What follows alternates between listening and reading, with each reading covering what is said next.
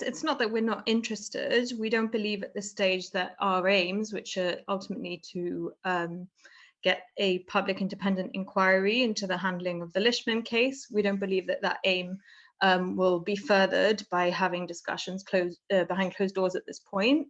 In the letter and the petition, we outline very clearly what our aims are and what is behind those aims.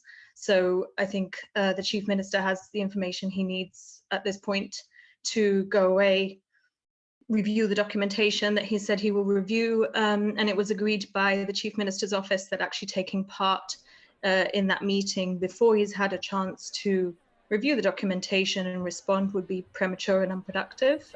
So that was agreed by both parties when this meeting was discussed. And you speak as well about the fact that there has been some erosion of public trust in the justice system resulting from this situation. How big an issue do you feel this is? I think it's a huge issue. For me on a personal level, not just as a friend of Carolina's, but as a woman, as a person who, you think the scenario doesn't happen in Gibraltar. You think the scenarios don't happen to people and obviously they can and they do. And they have. So in that worst case scenario, I think it's important to have confidence that justice will be done in a smooth way as well. And that in what is already a very harrowing situation for anyone who's been a victim of any violent crime, that they are not going to be subject to essentially more heartbreak and more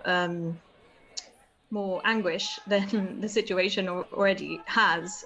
So I think the confidence that the justice system will then work the way it's supposed to work to support victims of crime, to make sure that criminals essentially receive sentences that match those crimes, I think is incredibly important.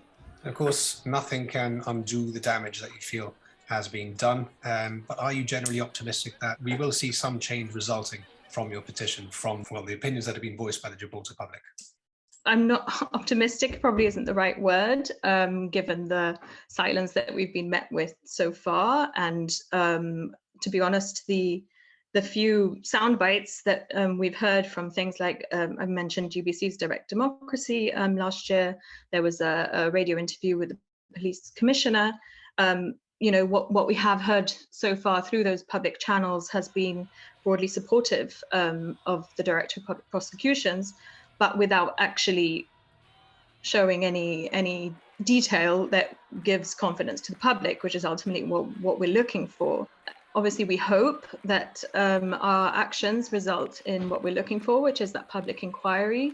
I think what we have done certainly is raised awareness of the case, raised awareness of the questions that have arisen in the handling of that case.